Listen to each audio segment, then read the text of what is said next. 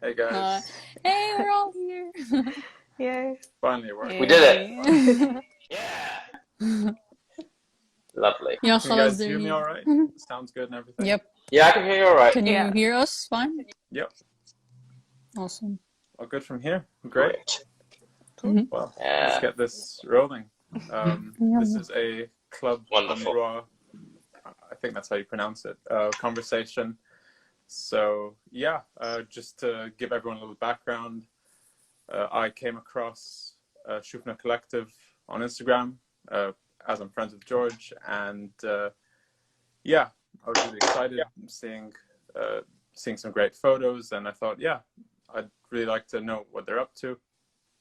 I sent the profile over to Elaine, who's hosting us, of course, and thought it'd be a good idea to just have this conversation over Instagram. So yeah, it's really nice to get together, and I think maybe it would be good to just talk about how you guys first met. That was through London, wasn't it? Yeah, it was through Yeah, London. yeah. Yeah. We all met. We were all in the same foundation course in university, and then in the same BA course, and that's how we all met, pretty much. Mm. Yeah. Yes, and yeah, exactly. so how did you guys get the idea to sort of start the collective? Was it just sort of wanting to put your different pieces together, looking for new things?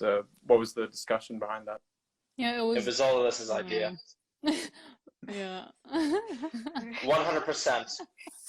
I mean, it's something we all needed. Like, obviously, after we graduated, we were so used to working, in teams, working together, collaborating, and then after that, we were just kind of, let out into the world and not really being able to create on your own, or just having a group next to you to support you that you can share and collaborate with, or just bounce ideas off of. So it really is it, and sorry, just also for me, I wasn't feeling very motivated after a few months, and so I decided to bring back that the dynamic that we had together at university, which was always collaborating, always sharing together, coming up with, just really creating a space for us that we can use. Yeah, just express and experiment, combine, just think creatively, just be creative freely, and yeah, I think sort of meld our minds together. Sorry, go ahead, George. No, I said what I wanted to say.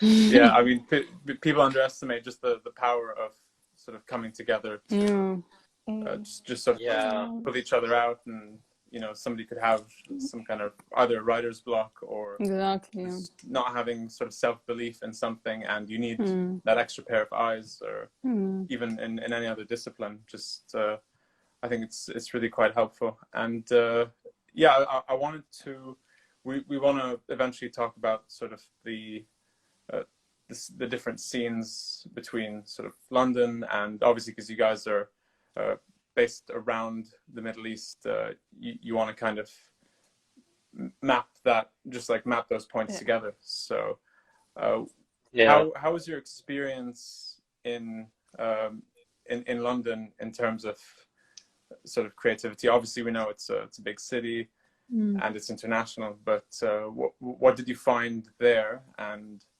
how do you think that how do you think you used that experience to realize what you need in the Middle East?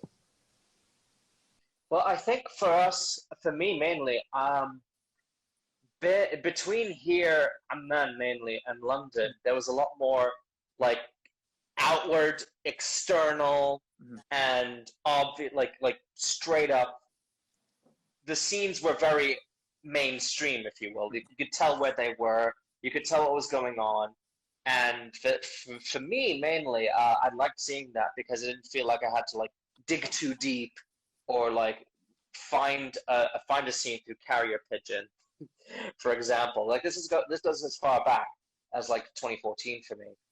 And then I started my favorite I got into film photography a little later than I expected, like when I was in London, because I got a simple use film camera and used it at Field Day 2018. And I realized I really liked shooting film, but I started really loving it way too late while I was in London. And there's like an analog film scene that is so much more vibrant, so thriving so much more, because there are people in the area everywhere that love it, care for it, and actually dedicate their time to keeping it alive. Whereas here, it only just began like a very quiet revival. Like it's not completely gotten all over the place just yet, but so it is rising very rapidly. Well, I mean, it used to be, but like it's kind of like vinyl in its own way. In that we're like the resurgence is very slowly coming, but of course there are things that are stopping it that are out of anybody's control. Like for example, the Fujifilm Pro 400H just got discontinued. It's a roll of film that Fujifilm makes, and is like really, it's kind of like the answer to Kodak's Portra lineup. So that's something that's out of everybody's control. But I think for us as creatives, photographers, whatever, I always feel like there's something reviving film in some form or another, but it's not exactly direct. Yeah. Ali, I want to ask, how do you think Cairo or Egypt in general is accommodating to sort of creativity? I know personally that there's a great music scene. I've heard of clubs like Vent and the Cairo Jazz Cafe, I think.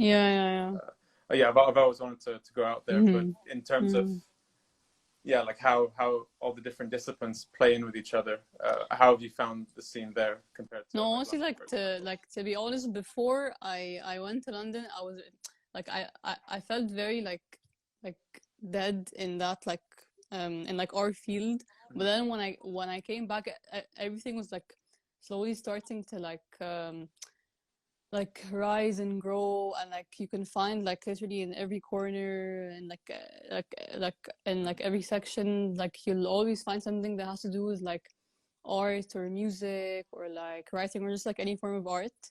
And it just like it's like, especially like this year I started traveling with these two photographers. They do like travel adventure photography around Egypt, and like every month we go to like a different destination around Egypt, and that was like honestly by far the most like inspiring like thing I've ever done, because like we're always just like we're all like just a bunch of like either photographers or photography enthusiasts or just like content creators or just like people who are just like super passionate about photography, and like we're always together, and like we're just like everyone's like taking a picture of the same thing, but you see it in a different way, if you get what I mean. Like like everyone takes a picture of the same thing but a different way. Like the idea of like back in uni when we're all like working together and like feeding off of each other, and we're just like learning from each other, and like like I just got super inspired when I'm in nature or in the desert or just like anywhere out of the city life. So that honestly like really like revives me, and I'm always looking forward to these trips, because it just like wakes me up and okay, I feel alive. Like that's the main point in terms of like us feeling revived through those trips. And do you think it's because you were talking about like the scene, there wasn't as much going on before? Do you think that's more of a like the current situation, like politically, the economy, that kind of thing, there was a good moment for it, or do you think it was an age thing? No, I think it's an age thing, because like before, like But I think it also had to do with me because like before I traveled to London, I was very like in my bubble, in my zone. I wasn't really like getting out of my comfort zone. And then like even when I came back from London the first year, like it was still a bit like but then I started like getting out there and just like meeting new people and like actually realizing, oh, there's like a lot happening here. I just needed to like wake up. Yeah, I feel like that was the case for a lot of people I knew in Lebanon as well. Yeah. You know, you could be in your little high school bubbles, Exactly. or just you know, older people kind of keep things separate. Yeah. You start to discover a lot more great afterwards. to hear that. Exactly.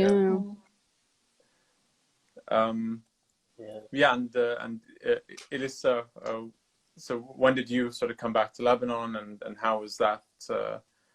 How open were things for? Like how open are people for collaborations, and like how did you find sort of the scene there? Was it sort of tight knit? Were people open to collaborate? Were they helpful?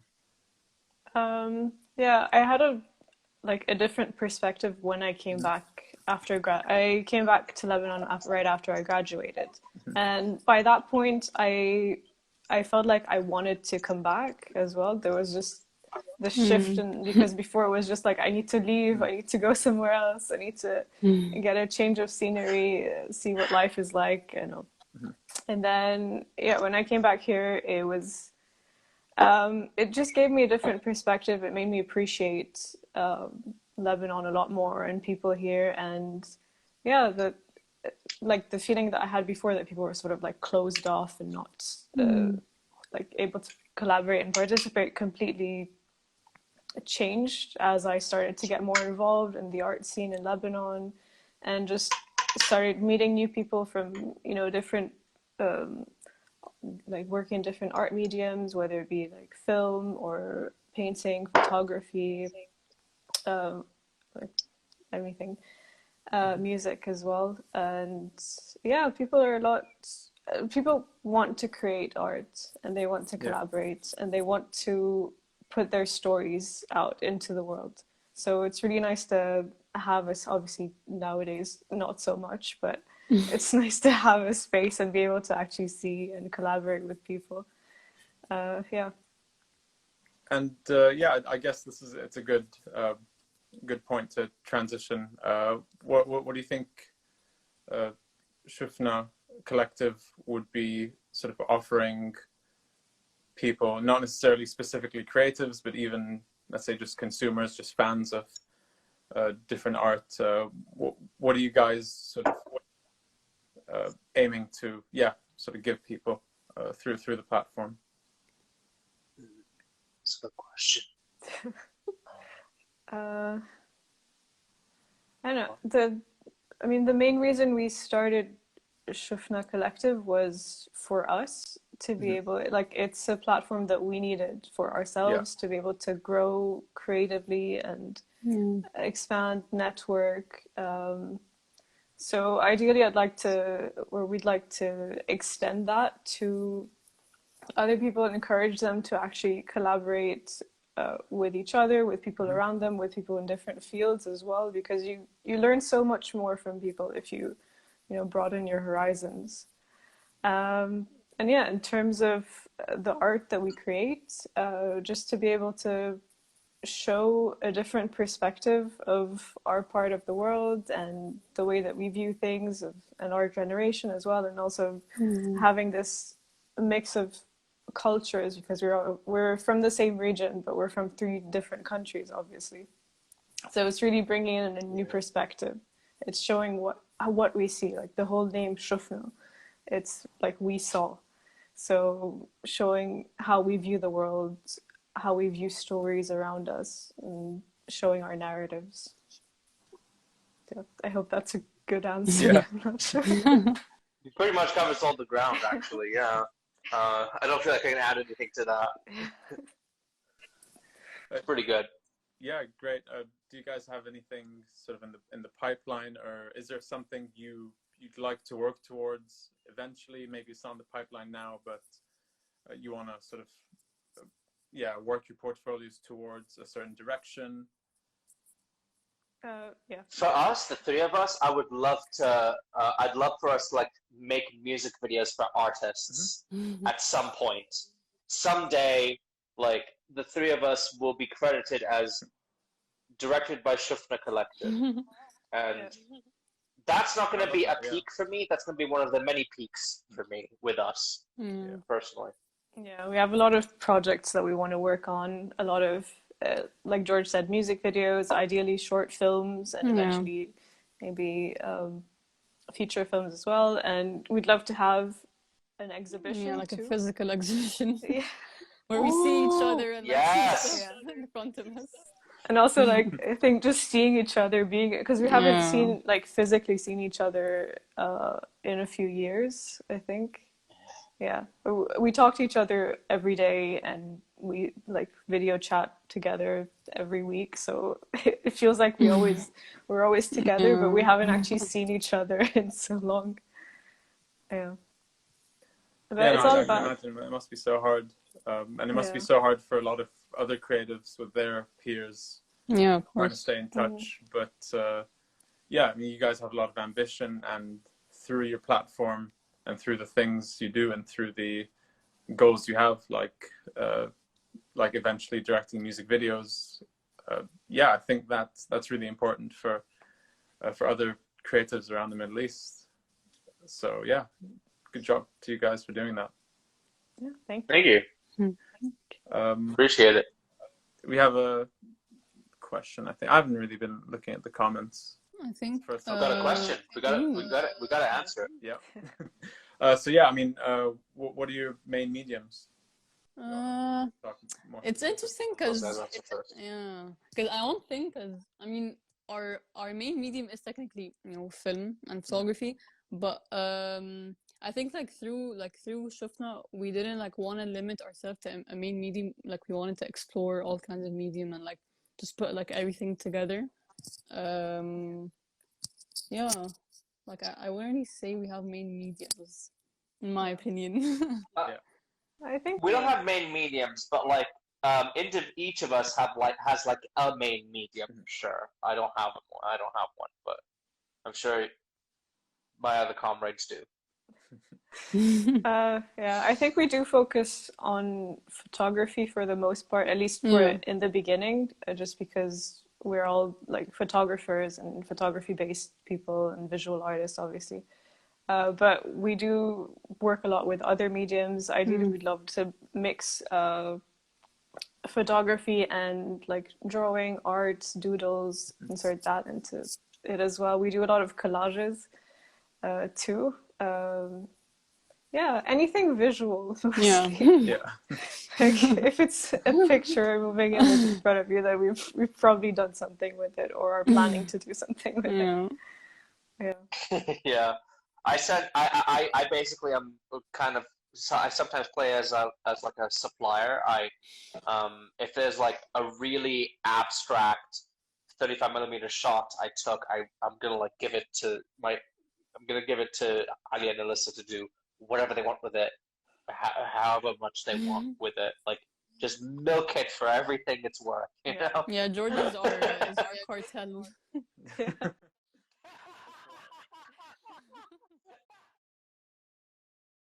Oh shit! Yeah, that's true. Not users. Rest of the development line. But yeah, no, I'd like to. I mean, I obviously love all the work that you guys have been putting out. I know that, yeah, like in the past 20 minutes, I shared one picture from each of your profiles. I didn't really put too much thought into it. There's a lot of great stuff in there, but those were things that just stuck out for me. I think, yeah, it would be great to maybe eventually see sort of, in print sort of collections over the years of your favorite things like that. Yeah. I love that. Like that. Man, I can't wait. Can't wait for us to go into print. Yeah, and we also wanna we'd love to have like ourselves printed on like shirts or like tote bags or notebooks, and just like grow from there one day. Merch. Definitely. I'm first in line if it's a t-shirt coming out. Yeah. That'd be great. Yeah, I guess a good final note to end this would be, yeah, what do you think your biggest takeaway from your London experience was? I got a good one for this. No one's gonna help you unless you make yourself known. Like, the London experience is so competitive. You have to. I know this sounds incredibly demotivational and demoralizing, but you gotta you gotta catch lightning in a bottle before you can really fly. Like, Pressure makes diamonds. the ways you can do that, the way you can do it is big stunt, viral video, being an absolute ace at your job that no one else can beat you in, or making something so exceptional that in 5 years' time you're going to be like constantly working. And with the bigger the city, the bigger the country, the more competition. But like, if you're the biggest in your region, that's a really good thing to stick on your CV, like saying like, oh yeah, I had an exhibition in Amman and a bunch of people came, and somebody sees that in London and think, oh yeah, no, this guy has a global outreach, for example. Like, getting international recognition starts at a very international region. Definitely, yeah. Like, small local, good place to start. Big international, good place to carry on. I never thought it was a good place to start personally, but that's only because I was not from there, so I got that. Well, I see that a bit differently. Like, my experience in London was, because it's such a big city and there's so many people from different places, I actually felt a bit more free to try out different things, try to find what my own personal style is outside of, my own country and my own culture, just trying to discover that. And actually that helped me rediscover my own culture in a way, because I was trying to, push out of it, and it just circled back. But at least I have a better sense of like who I am, what my style is, what I do and don't like. So basically there's so many things to do in London, and there's a scene for every type of person. So it's easy for you to sort of try out different things, experiment, discover, create, collaborate, and expand your horizons. Yeah, I also agree with Elisa, the whole like, trying to like get away from your own place, but I just like ends up coming back, because like every time, like when I went in, I was like super excited. I was like, hey, I'm gonna be away from Cairo for like 4 years. I can't wait. And then every time I go there, I'm like, this is weird. I miss Cairo. Why do I miss Cairo? So yeah, it's just like, it was a very great feeling. But like, it really does, honestly, like it really does appreciate, like it makes you appreciate your like your roots, your roots, where you came from. Yeah, exactly. Like more, and like just like my 4 years in London just like helped me like grow like so much, and just like open my eyes to the world. And it was honestly like the best 4 years of my life. Like, I'd do anything to go back. Yeah, me too. We talk about like a reunion and all of that in London. Yeah, I think you do need to be out of your comfort zone to really of course, know. To know more who you about are, your identity and exactly, like what your weaknesses are, exactly, what you thrive on, or it's true Zen comes from eclecticism. Definitely. Amazing. Well, I think we've been going for a good 25 minutes. I think it might be a good wrap. I mean, we could talk for hours, but this was great, and we're looking forward to all the great stuff that you guys are putting out. So if you're still watching, make sure to follow Shufna Collective and Elisa, Alia, and George. Their personal accounts as well have amazing photography, and you can get a sense of each person's style. And yeah, finally, thank you to Elaine and Club Ambrois for hosting. Thank you so much. Yes, thank you. And thank you, Thanks, Sam. thanks, Elaine. Yeah, Thanks a lot, Sam. Yeah, thank you. Really did like drive us. it's my pleasure. I mean, Perfect. Well, hope to see you guys soon. Great. Yes, hopefully yeah, we shall meet inshallah. soon. And how we always Yeah, end our absolutely. meetings, long live art, guys. Long live art. Yeah. I won't stop saying it.